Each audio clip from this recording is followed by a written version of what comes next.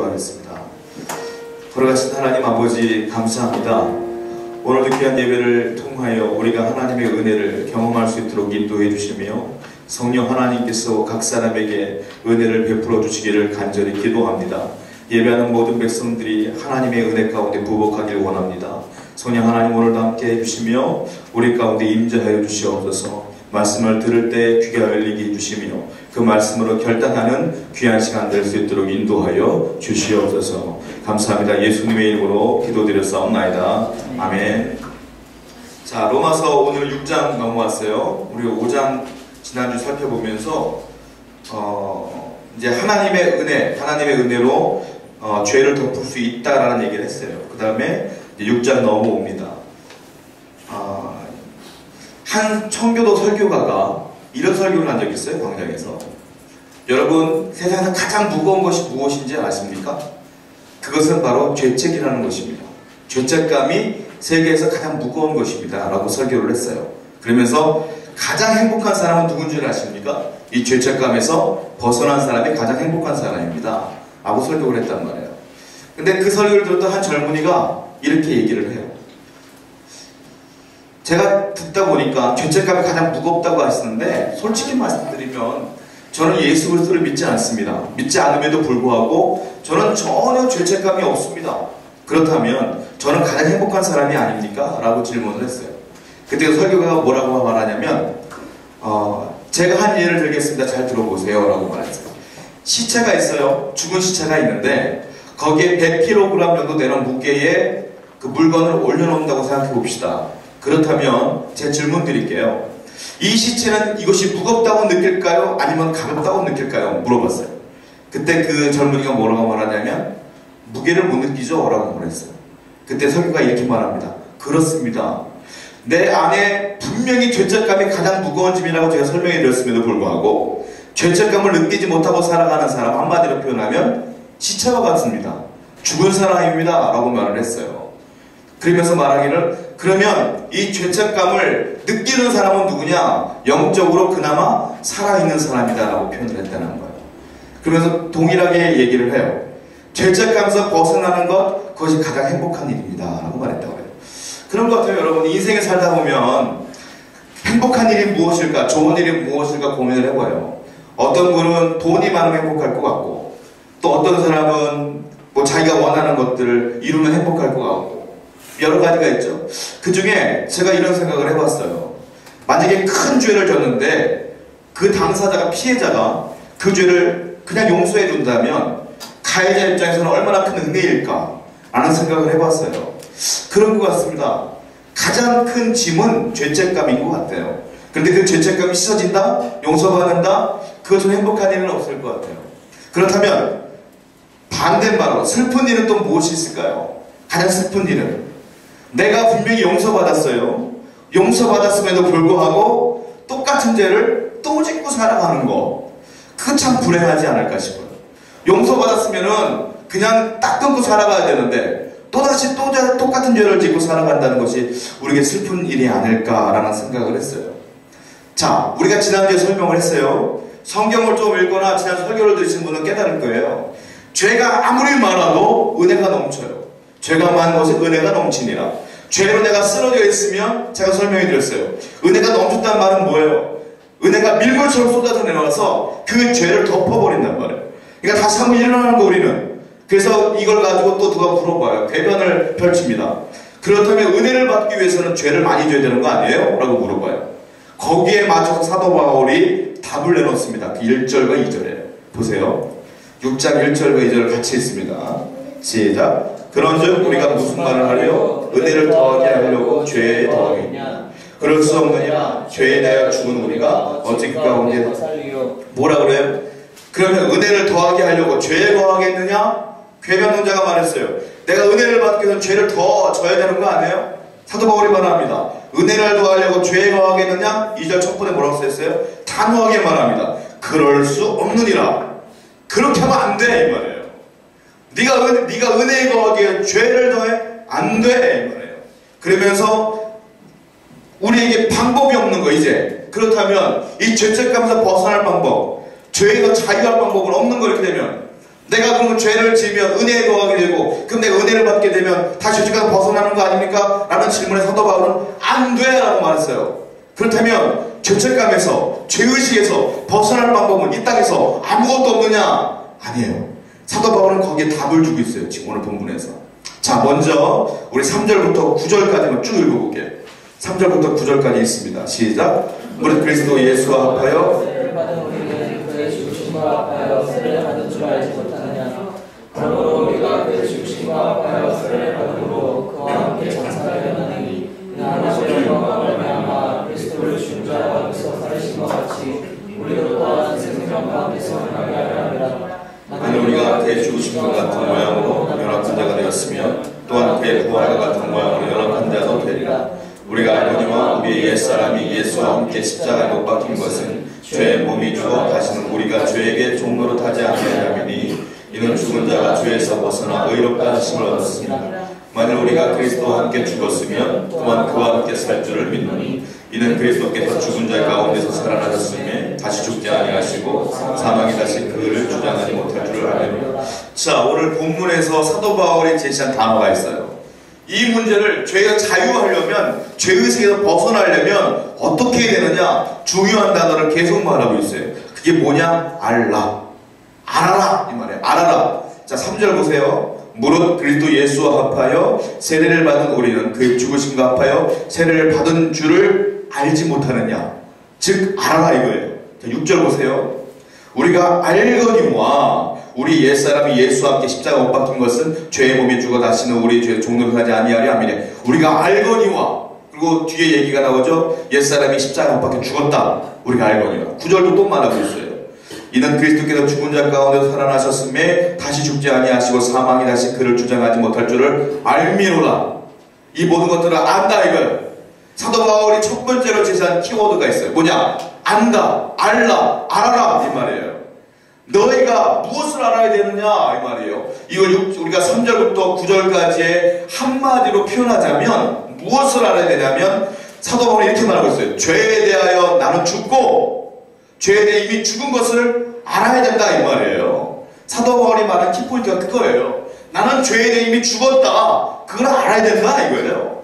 자, 그러면 죄에 대해 죽었다. 이것이 어떤 의미냐 이걸 표현하기보다는 먼저 죄에 대해 죽었다 의미와 상관없는 걸 제가 말씀드릴게요. 이걸 또 오해하는 경우가 있어요. 죄에 대해 죽었다 이렇게 말하면 그러면 죄가 내 안에서 죽은 것인가? 라고 생각하셨어요. 죄가 내 안에 죽었나? 제가 말씀드릴게요. 아니에요. 죄는 내 안에 죽지 않았어요. 죄가 내 안에 죽었으면 다 거룩한 성자가 돼야 돼요 우리는. 근데 우리 그럴 수가 없어요. 왜? 시시때때로 유혹이 오고 미혹이 오고 게으름이 오고 우리가 자꾸 죄로부터 들어갈 수밖에 없는 상황이 돼요. 그리고 죄를 짓게 되고 무너지고 쓰러지고 절망해요. 그러니까 죄는 내 안에 죽지가 않았어요. 죄는 여기서 생생하게 살아있어요. 나를 유혹하고 미혹한단 말이에요. 그러니까 죄에 대해 죽었다는 말은 죄가 내 안에 죽었다는 의미가 아니에요. 그렇다면 죄에 대해 내가 죽었다는 의미 또 이런 말일 수 있어요. 그러면 내가 죄에 대해 내가 죽은 건가? 이렇게 또 볼 수 있어요. 그것도 아니에요. 죄를 짓지 않기 위하여, 죄에 대해 나를 죽이기 위하여 수많은 사람들이 노력을 했어요. 대표적인 사람들이 금욕주의자들. 정욕을 끊고 동굴에 살면서 세상과 끊고 열심히 주님만 바라보려고 애썼어요. 그런데 그것이 가능했느냐? 아니에요. 내가 금욕을 하면 할수록 정욕은 불타오르는 거예요. 이거는 잠시 동안 세상을 떠나서 그들이 억누르는 것 뿐이지 내가 완전히 그 정욕을 다스린 건 아닌 거예요. 즉 죄에 대해서 죽었다는 말은 죄가 내 안에 죽은 것도 아니에요. 내가 죄 안에 죽은 것도 아니에요. 그러면 사도 바울이 어떤 의미로 3절부터 9절까지 이야기를 했느냐?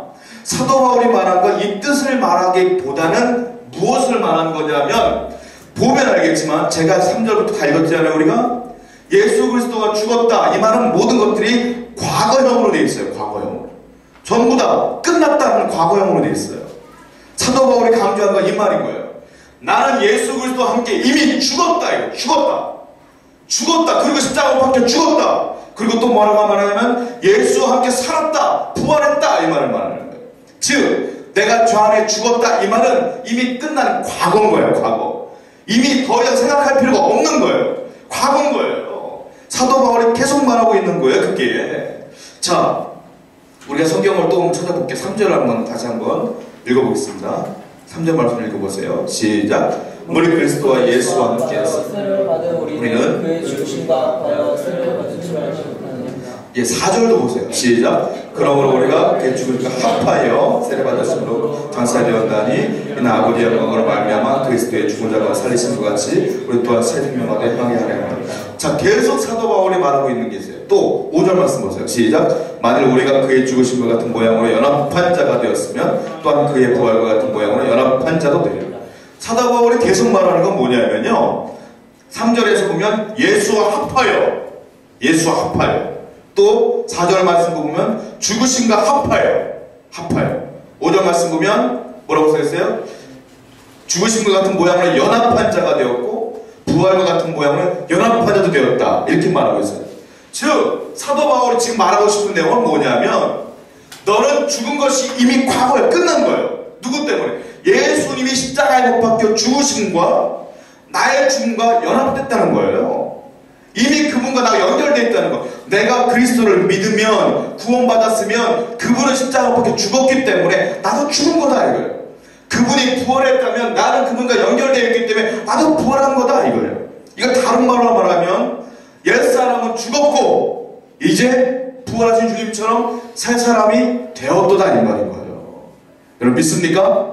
여러분은 십자가에 이미 예수님 돌아가실 때 내 죄는 이미 죽은 거예요. 죽고 나는 새 사람이 되는 거예요. 그러면 사도 바울이 말하는 게 뭐냐면 3절에서 세례 얘기를 해요. 세례. 자, 감리교 그리고 선결교, 장로교는 세례를 어떻게 주냐면 앞으로 나오라 한 다음에 물을 죽여서 목사님 머리에 딱 얹어요. 물을 쭉 떨어지죠. 이게 세례야. 근데 침례교는 다르게 세례를 줘요. 침례교는 교회마다 큰 교회 보면은 침례실이 따로 있어요. 목욕탕처럼 생겼어요. 거기에 세례 줄 때 딱 가운을 입고 그 안에 머리까지 푹 잠거나 그 다음에 이렇게 세워요. 거기서 거부하는 사람도 있어요. 막 살려달라고. 그래도 목사님 집어넣어. 그리고 끄집어내. 그게 어떤 의미냐, 세례가.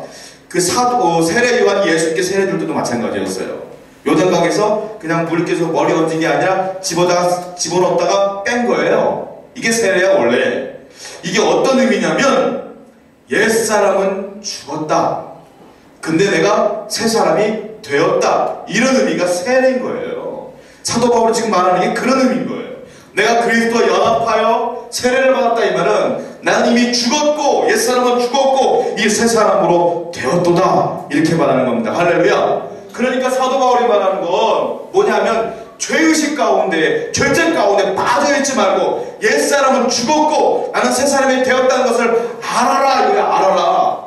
믿는 것보다 더 파워풀한 단어가 아는 거예요, 여러분. 믿는 건 내가 본 적도 없어요. 내가 들은 걸로만 그냥 믿는 거예요. 아는 건 내가 본 거야. 봤기 때문에 더 명확한 거예요. 사도 바울이 말하는 거예요. 믿는 걸 뛰어넘어 알아라, 이거예요. 너는 예수와 함께 십자가에 못 박혀 죽었고 부활했고 너는 과거는 죽었고 새 사람이 된 것을 믿고 알아라. 그런 사람만이 죄책감과 죄의식에서 벗어날 수 있다, 이 말이에요. 여러분 새 사람이 되는 것을 믿으시기 바랍니다. 그리고 아시기 바랍니다. 할렐루야. 이걸 자꾸 아는 사람, 이걸 모르는 사람은 자꾸 과거로 회귀하는 거예요. 자꾸 돌아가는 거예요. 자꾸 돌아가는 거예요. 또 죄책감에 빠지고 또 어려움에 빠지고 또 절망에 빠지고 새 사람 된 것을 잊어먹고 살기 때문에 자꾸 돌아가는 거예요. 다시 끊어버리고 새 사람이 있다는 거 알아야 돼요. 성 어거스틴이 여러분 알다시피 굉장히 타락한 삶을 살았습니다. 그가 어느 날 그와 늘 만나던 여인을 길거리에서 만났어요. 길거리 여자를 만났어요. 근데 그 여자가 말해요. 어거스틴 아냐? 왜 오늘 지나가지? 근데 어거스틴이 뭐라고 말하냐면, 네가 알던 어거스틴은 죽었어. 나는 네가 알던 어거스틴이 아니야. 그러고 지나갔다는 예화가 있어요. 한국에서도 그런 분이 계셨어요. 옛날에 김육두 목사님이라는 분이 계셨는데 깡패였거든요. 깡패였다 은혜 받고 목사님이 되셨어요. 그분이 제일 먼저 은혜 받고 그리스도를 영접하고 편지를 썼는데 누가 썼냐면 장인어른에게 편지를 썼어요. 얼마나 장인어른에게 못된 짓을 했느냐면, 이분이 제일 먼저 은혜 받고 장인어른에게 편지를 썼어요. 뭐라고 썼냐면, 장인어른신 김익두는 죽었습니다. 이제 저는 새 사람이 되었습니다. 그리고 그분이 목사님이 되었어요. 그리고 위대한 업적을 남긴 목사가 되었죠. 여러분, 그래요. 그리스도를 영접하고 믿는 사람은 옛사람은 죽었다고 선포해야 돼. 그리고 새 사람으로 살아가야 되는 거예요. 저는 뭐 처음부터 목사다운 삶을 살았겠어요? 지금도 목사다운 삶을 산다고 생각하지 않아요, 나는. 근데 제가 예수를 믿고 은혜 받고 제일 먼저 하는 것은 옛사람은 죽었다 늘 생각했어. 예전에 나는 죽었어. 나는 하나님의 사람이야. 그게 애쓰고 노력했어요. 안 읽던 성경도 읽어보고 안 하던 기도도 하고. 예배가 시간에 제일 싫은 게 설교 시간이야. 난 그래서 설교 시간이 얼마나 지겨운지 난 잘 알아요. 예배 시간에 설교 시간이 제일 지겨웠어. 근데 은혜 받고 새 사람이 된 뒤에는 설교의 말씀이 그렇게 꿀맛 같아. 지겨운 사람들 회개 신고합니다. 당신은 옛사람이 아직도. 여러분, 예수를 믿으면 새 사람이 되는 거야. 할렐루야. 새 사람으로 결단하고 거듭나는 여러분 되기를 축원드려요. 아니, 이미 됐어요. 됐는데 자꾸 과거를 회개하는 거예요. 그러면 안 돼요. 사도 바울이 죄에서 자유하기 원하면 네가 새 사람이 된 걸 알라, 이렇게 말하고 있어요. 자, 두 번째, 사도 바울이 또 강요하는 단어가 있어요. 자, 10절과 11절 한번 읽어보세요. 10절과 11절입니다. 시작. 그가 죽으심으로 죄에 대하여 그가 죽으심으로 우리가 살아계시는 하나님께 대하여 살아계시니 이와 같이 너희도 너희 자신의 죄에 대하여 죽은 자여 그리스도 예수 안에서 하나님께 대하여 살아있는 자를 여길지어다. 자, 맨 마지막에 뭐라고 썼어요? 그리스도 예수 안에서 하나님께 대하여는 살아있는 자로 여길지어다 썼어요. 이건 명령입니다. 여길지어다는 명령이에요. 여길지어다 뭐냐? 너희가 그리스도 예수 안에서 하나님께 대하여 살아있는 자로 여겨라, 이 말이에요. 자, 두 번째 키워드는 여겨라예요. 여기라. 여길지어다. 이 단어에 사도 바울이 강조하는 게, 이게 원문에는 어떤 뜻이냐면 돈을 계산하는 사람들, 세리, 회계들이 쓰는 단어예요. 여겨라, 이 말이에요. 자, 쉽게 설명해 드릴게요. 여러분들이 은행에 돈을 입금을 합니다. 입금을 했어요. 자, 은행 통장에 찍혀있는 그 돈이 현금입니까? 아닙니까? 현금이 아닙니다. 내가 은행 통장 가지고 가게에서 뭐 사먹을 수 있는 게 아닙니다. 그런데 우리는 알아요. 이 은행 통장이 현금화가 될 것을 믿어요. 알아요. 이것도 돈을 찾으면 현금이 되는 거예요. 내가 돈 있는 걸 아는 거예요. 이게 여길지어다의 원문의 뜻인 거예요. 즉, 여겨라 이 말은 없는 사실을 근거하는 게 아니라 사실을 기반으로 하여 지금 내게는 없지만 있는 것처럼 여겨라, 이 말인 거예요. 즉, 그리스도와 연합하여 내가 살아날 것을 여길지어다, 이 말은 너는 지금 현실적으로는 그게 불가능해 보일 수 있어요. 근데 그건 사실이야. 사실이기 때문에 믿음으로 그걸 여겨라, 이거예요. 여겨라 이 말은 무슨 말이냐면 의식화해라, 이 말이에요. 의식화해서 그거를 믿음으로 가지는 거예요. 사도 바울이 강조하는 게 그거예요. 운동권에서는 의식화 얘기하잖아요. 의식화, 이게 중요한 단어예요. 자, 내가 예수와 함께 죽었고 부활하는 것을 아는 것을 떠나서 더 나아가서 그걸 내 머릿속에 자꾸 의식화 시켜야 된다, 이 말이에요. 이걸 의식화 시키지 않으면 잊어먹는다, 이 말이에요, 사도 바울이. 그러니까 여러분들의 마음을 번뇌케 하고 분노케 하고 힘들게 하면 올라오잖아, 사실 우리에게. 이게 성인이 아니면 올라와요. 성인도 올라와요, 사실. 올라올 때마다 예수를 그리스도로 영접한 사람들은 의식화해야 돼. 뭐라고? 나는 죽었는데, 나는 예전에 이미 죽었는데 이것도 올라오면 어떡해? 죽었는데, 나는 새 사람이 되었는데, 자꾸 이렇게 의식화시키지 않으면 내가 영원히 죄에서 자유할 수 없다는 거예요. 자꾸 그걸 의식화하고 끊어버리고 눌러버려서 하나님의 은혜로운 사람으로 살아가라, 이 말이에요, 사도 바울이. 그렇지 않으면 벗어날 수 없다. 왕자와 거지라고 하는 이야기가 있습니다. 알다시피 어느 날 거지로 살고 있는 애가 있는데 그 임금이 지나가다가 그 거지를 발견해서 내가 저 녀석을 아들로 삼아야 되겠다 해서 데려갔어요, 왕궁으로. 데리고 갔는데 이 아이는 겉은 목욕도 시켜놓고 옷도 입혀놓으니까 왕자예요. 딱 얼굴도 미남이에요. 근데 왕자님답게 살아야 되는데 어느 아침에 눈을 떠보니까 왕자님이 없어진 거예요. 신하들이 자꾸 난리 났어요. 어디가 있게요, 왕자님이. 다리 밑에서 해수하고 앉아있는 거예요. 그러니까 왕자님 이러시면 안 됩니다. 아니요, 저 여기가 편해요. 데리고 왔어요. 어느 날 또 밤에 또 왕자님이 잘 있나 신하들이 다 왔더니 왕자님이 또 없어졌어요. 어디 갈게요? 다리 밑에서 주무시고 계세요. 왜요? 난 여기가 편해요. 이 사람은 왕자입니까? 왕자가 아닙니까? 왕자죠. 인공이 왕자라고 했으니까. 근데 그 안은 거지죠. 왕자이면서 거지죠. 사도 바울이 말하는 것을 지금 쉽게 표현한 거예요. 자, 의식화가 뭐냐? 여러분들은 하나님의 자녀예요. 믿습니까? 내 안도 하나님의 자녀가 되어야 되는 거예요. 옛사람은 죽은 사람으로, 새 사람으로 변화되어야 되는 거예요. 그러려면 이걸 의식화하는 과정이 꼭 필요하다니까요. 나는 옛사람은 죽었어. 나는 새 사람이야. 자꾸 인식하고 의식화해서 믿음으로 그것이 내 것이 되어야 되는 거예요. 여러분, 그러므로 여러분들이 조금 하나님 곁길을 떠나갈 때마다 고민하세요. 아, 이러면 안 돼. 이러면 안 돼. 자꾸 여러분들이 스스로 자꾸 채찍질을 하여 정상의 길로 돌아오는 여러분들의 축원드립니다. 할렐루야. 이걸 사도 바울이 지금 강조하고 있는 거예요. 자, 사도 바울이 마지막으로 또 말하는 게 있어요. 자, 6절 한번 읽어볼까요? 6절에요. 읽습니다. 시작. 우리가 알거니와 우리 옛사람이 예수와 함께 십자가에 못 박힌 것은 죄의 몸이 죽어 다시는 우리가 죄에게 종노릇하지 아니하려 함이니. 또 12절부터 13절까지 읽게요. 시작. 그러므로 너희는 죄가 너희 죽을 몸을 지배하지 못하게 하여 몸의 사역에 순종하지 말고, 또한 지체를 무기로 죄에게 내주지 말고 오직 너희 자신을 죽은 자 가운데서 다시 살아난 자 같이 하나님께 드리며 너희 지체를 무기로 하나님께 드려라. 14절 읽나요? 14절까지 시작. 죄가 너희를 못하니 이는 너희가 고발하여 있지 아니하고 나에 있습니다. 자, 보세요. 여기서 또 사도 바울이 강조하는 말이 뭐냐면 13절 말씀 보면 이런 말이 있어요. 또한 너희 지체를 불의의 무기로 죄에게 내주지 말고 오직 너희 자신을 죽은 자 가운데서 다시 살아난 자와 같이 하나님께 드리며 또 너희 지체를 의의 무기로 하나님께 드리라. 사도 바울이 강조하는 단어 또 한 가지가 뭐냐면 드리라. 드려라. 자, 맨 처음에 알라, 그리고 여겨라, 이 말은 지적 부분이에요. 지적 부분. 근데 드리라, 이거는 의지적인 부분인 거예요. 내가 알았으면, 내가 여겼으면 이제 내 자신을 의지적으로 드려야 되는 거예요. 이게 연합되어지고 세계가 다 이루어졌을 때에 나는 죄로부터 자유하고 나는 새 사람에 대한 삶을 사는 거예요. 근데 많은 사람은 의지적인 부분들을 못하는 경우가 많아요. 나는 의지적으로 하는 게 드려야 되는 거예요.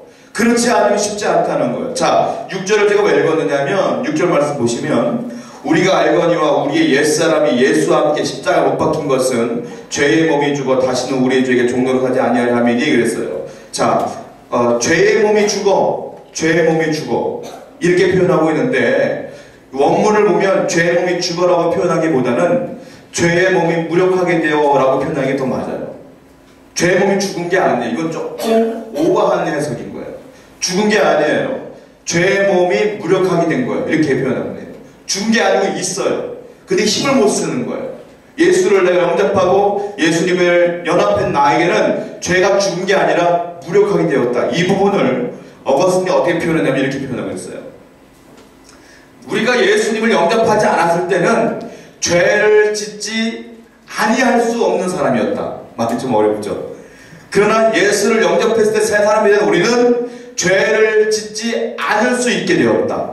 이해가 돼요? 다시 한번요. 내가 예수를 영접하지 않았으면 죄를 짓지 아니할 수 없다.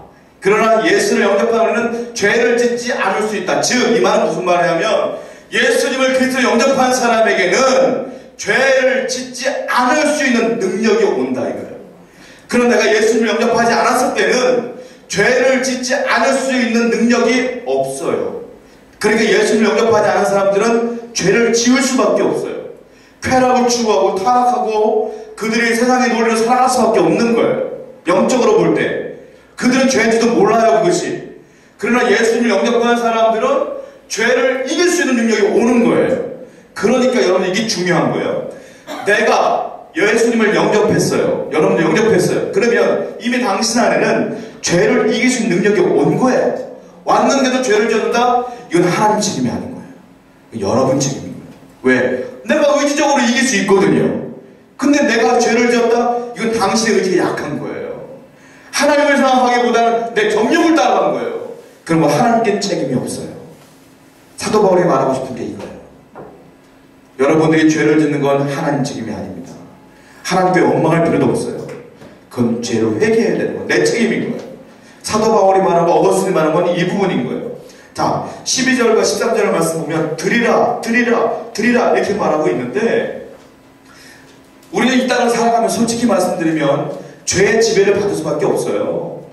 우리는 그럴 수밖에 없어요. 그런데 하나님께 드리기 위해서는 나의 지체와 나의 모든 걸 드리기 위해서는 하나님의 지배를 받아야 되는 거예요. 자, 내가 드린다는 건 하나님의 지배를 받겠습니다라는 표시인 거예요. 내가 예배 현장에 나의 몸을 드린다는 건 하나님의 지배를 받겠습니다라는 표시인 거예요. 즉 여러분이 예배 현장에 하고 믿음으로 생활하려고 애쓰고 정말 결단하고 의지적으로 나아가는 건 하나님께 내 몸을 드린다는 표시인 거예요. 그러면 하나님이 하나님의 은혜로 여러분을 지배하신다 이거예요. 죄의 지배는 떠나게 되고 하나님의 은혜의 지배가 나에게 온다 이거예요. 그러므로 죄의식에 잡혀 살지 말고 어려움 가운데 절망에 빠져 살지 말고 하나님의 은혜를 알고 또한 하나님의 은혜를 여기고 그대로 내가 의지하며 결단하며 살면 하나님의 은혜가 날 지배한다 이거예요. 할렐루야. 하나님의 은혜로 사시기 바랍니다. 마지막으로 제가 한 말씀 드리고 끝낼게요.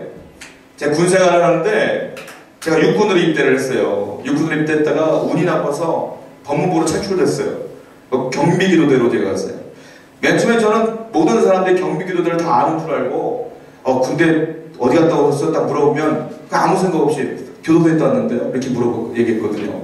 그러니까 사람들은 몰라 짧게. 그러니까 내가 죄를 져서 교도소 갔다 온 줄 오해하는 사람들 많이 있었어요. 이게 뭐냐면 군대로 입대했다가 착출돼서 죄수들을 지키는 그게 있거든요. 그 부대가 있어요. 그게 경비교도인데 거기 착출했다가 제가 114기예요. 이제 갔는데 90세기 선배가 있어. 90세기 고참이 있는데 경상도 사람, 부산 사람. 안경 끼고 나보다 키는 더 작고 등치는 나만해. 근데 이 사람이 완전 근육질이야. 얘기 들어보니까 뭐 운동도 많이 했대요. 근데 이 사람이 맨 처음에 무서워. 웃고 댕기다가 경상도 사람이 무섭더라고요. 한번 돌면 말로 먼저 설득하지 않아. 그 사람들 주먹이 먼저 나가. 나 그분한테 무지하게 맞았어요. 정말 많이 맞았어요. 그분이 제대하기 2달 남았을 때 내가 들어갔는데 그 무대에 2달 동안 나가 엄청 맞았어요. 가슴에 멍이 들어서 시커멓게.